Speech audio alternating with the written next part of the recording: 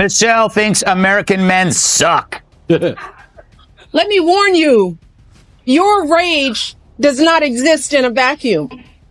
If we don't get this election right, your wife, your daughter, your mother, we as women will become collateral damage to your rage. To the women listening, we have every right to demand that the men in our lives. Gutfeld didn't just criticize Michelle Obama. He went straight after the image that's been carefully built and protected for more than a decade.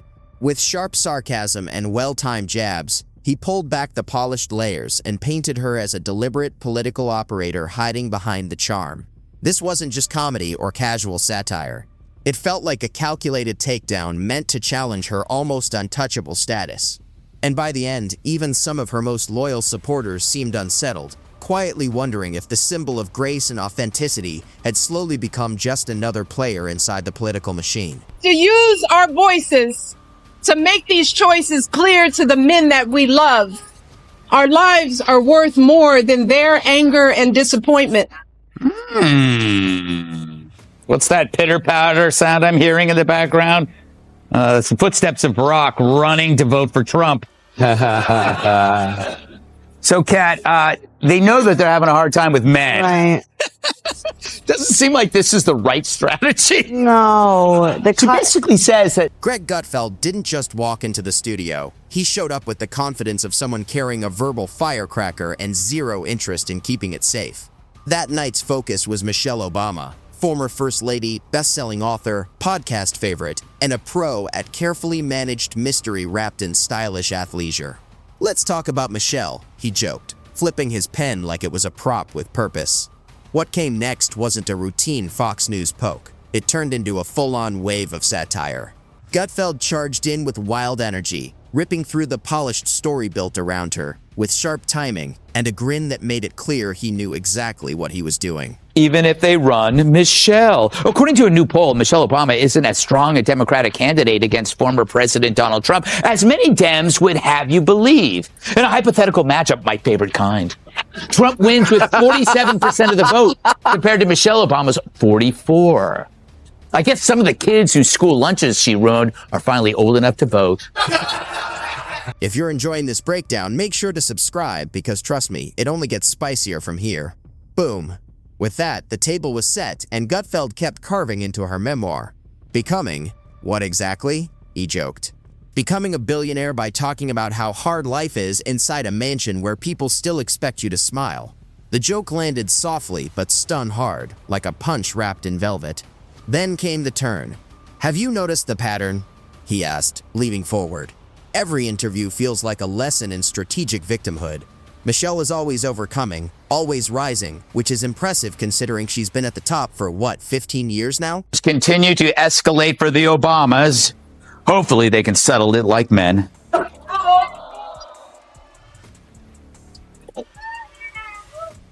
Greg Gutfeld didn't soften a thing. Michelle Obama, he said, casually spinning his pen. Smart, charismatic, sure, but let's stop pretending she's some kind of underdog. She's not Rocky. She's a brand. A polished, corporate-backed lifestyle with a Nike deal. He rolled clips of her sleek kitchen, podcast moments, and branded merch. This isn't empowerment, he said. It's marketing. Inspirational capitalism wrapped up as authenticity. Then he landed his real point. She says she doesn't want to run for president. Maybe. But those speeches, they sound a lot like campaign rehearsals. Big energy, smooth vibes, and very little substance. But her analysis seems a symptom of a greater problem that contributed to her party's loss. It goes back to seeing the group and not the person. I call it IPB, identity politics blindness. They lost not because Hillary was a woman. They lost because all they saw was a woman. Meanwhile, Trump took nothing for granted. Fact is, many voters would have happily voted for a woman. Just not that one. Because unlike Trump, she didn't speak to their concerns. She only spoke of her entitlement. She just assumed that she had the vote. And just assuming a woman must vote for a woman seems pretty insulting from a man. Humans are more complex, surprising, and interesting than liberals. Greg Gutfeld didn't just criticize, he leaned fully into mockery. Copying Michelle's tone, he joked, "We need to rise above, come together, and don't forget to buy my $29.99 hardcover at Target." The crowd laughed, but Gutfeld kept going. He called out what he described as her martyr routine, saying she often reminds people how hard life was in the White House, like she had to walk on eggshells, unlike other first ladies who mostly hosted dinners and events. Then came the sharper jab. None of them had a podcast produced by their own husband. That's like writing a glowing Yelp review for your own restaurant. He wrapped it up by poking fun at her constant talk of imposter syndrome. If Michelle Obama is an imposter, he joked, what hope does the rest of us have? She's everywhere now. Spotify, product boxes, even popping up in his dreams. Michelle Obama has openly admitted that she and Barack sleep in separate bedrooms. Here's how it works. She sleeps downstairs and he likes men. Michelle Obama is the algorithm, Gutfeld said bluntly. We used to joke that Big Brother was watching. Now it's Big Michelle hosting a podcast. Just when it felt like he might be winding down, he lined up the knockout. Her real strength isn't charm, he argued. It's untouchability. Criticize her and suddenly you're labeled sexist, racist, or worse. But sell recycled quotes with a $90 candle and a Spotify playlist. And that's called leadership. The audience laughed, but you could tell they were stunned too. No one was used to hearing Michelle Obama talked about this way. It's all curated, he added. Politics turned into lifestyle branding. Then, with a sip of his drink and a smirk, he tossed in one last joke. At this point, the only thing more polished than her PR team is her arms. As the laughter faded, Gutfeld delivered the final hit. She didn't become folksy. She became a franchise. In the latest installment of What Happened in an Election That Occurred a Year and a Half Ago, Michelle Obama was asked how Trump won, and she laid the blame on Hillary. Just kidding. She blamed sexism from women against women. In light of this last election, I'm concerned about us as women and how we think. If we're not comfortable with the notion that a woman could be our president compared to what?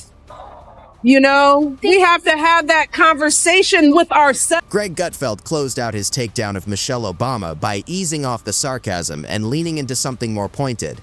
He said the real issue wasn't Michelle herself, but how easily people keep buying into the same polished routine. Big emotional words, vague messages about empowerment, and shiny speeches that sound meaningful but avoid real substance. He argued that behind all the inspiration, not much actually changes. Gutfeld wasn't dismissing her success. He was questioning how that success is packaged, carefully managed, smoothed over by PR, and sold like a lifestyle product. Why do we keep mistaking visibility for authenticity? He asked, before ending on his sharpest note. Michelle didn't just succeed, she made success something that could be branded and sold. Michelle's been busy working on a new podcast, and so far, it's been a flop. The first 2 episodes have been up all day and only gotten a few thousand views on YouTube. Half of them are probably primetime producers. But still, Michelle's spilling the family secrets, like how Barry gets on her nerves. Listen. Barack, he had to adjust to what on time was for me. Because he was on that island time. Well, but, I've got this husband who's like, when it's time to leave, it's 3:00, he's getting up and going to the bathroom. And I was like, dude, like 3:00 departure means you've done all that, It's like, don't start looking for your glasses, She's not leading a movement, Gutfeld said, his tone now sharp and cool. She's running a marketing campaign, and we're the ones buying it, along with her athleisure line. Mic drop. But this wasn't just about taking Michelle Obama apart. It was a bigger statement. Gutfeld wasn't just criticizing her, he was pulling back the curtain on the whole system that turns political figures into lifestyle brands. This wasn't left or right, it was real versus fake. And if there's one thing Gutfeld can spot a mile away, it's fakery. So when he targeted Michelle, it wasn't personal. It was a strike at the image, the media glow, and the echo chamber that props her up. He said what no one else on primetime dared. Maybe America's most relatable woman is really just another illusion. Polished, market-tested, and designed to keep you smiling, nodding, and not asking too many questions. And as the laughter settled, Gutfeld leaned in, smirking like a villain revealing the final twist. I'm to talk to you about Michelle Obama's ongoing midlife meltdown, like her, like as you put it, her Stegosaurus hairdos. The utterance the other day, she says she's transitioning. I mean, I think we both know what she's trying to do by using that word. Yeah. I mean, what do you make of all of this? Like, what's going on in that psyche? I think that transitioning line was meant to get attention because her podcast is failing. No one wants to watch it, and she's not used to that. She's used to being the center of attention. Everyone's interested in me. I don't have to try hard. And so now... Let's talk about the kids, Gutfeld said with a smirk. Every good franchise needs a sequel.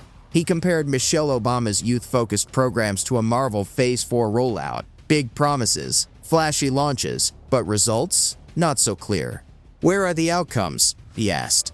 We don't get real progress, we get merch. The camera caught a panelist's nod, and the audience tensed, knowing what was coming next. Here's what no one wants to say, he went on. Most of Michelle's legacy is vibes, emotional resonance, curated playlists, soft lighting, and gospel-backed speeches about perseverance. He paused. And sure, it feels good, like a warm bath, but that doesn't mean it's fixing the damn pipes. The point hit. Her emotional branding might be her biggest asset, but Gutfeld wasn't impressed. Her TED Talks? He scoffed. Motivational Mad Libs. You are powerful. You are enough. You are seen. Great. Now tell that to the small business owner getting crushed by regulations.